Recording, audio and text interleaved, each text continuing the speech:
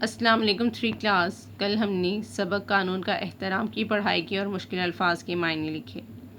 انسان کسی کام کو بہتر طریقے سے انجام دینے اور اپنی زندگی کو پرسکون گزارنے کے لیے کچھ اصول و ضوابط مقرر کرتا ہے۔ جیسے گھر کے نظام کو بہتر انداز میں چلانے کے لیے گھر کا سربراہ کچھ خاص اصول بنا لیتا ہے، اسی طرح کسی ملک کو چلانے کے لیے حکومت کچھ خاص قوانین مقرر کرتی ہے جن کا احترام کرنا اور ان پر عمل کرنا اس ملک کے رہنے والے تمام شہریوں کے لیے ضروری ہوتا ہے۔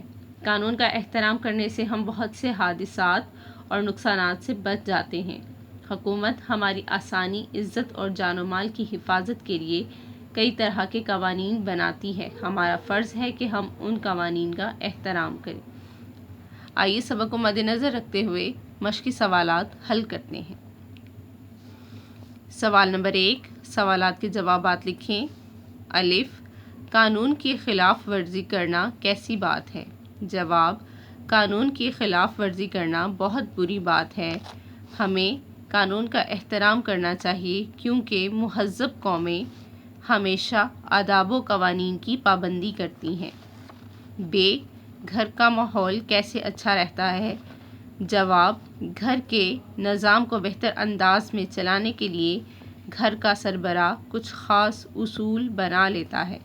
گھر کے تمام افراد ان پر عمل کرتے ہیں، اس طرح گھر کا ماحول اچھا رہتا ہے۔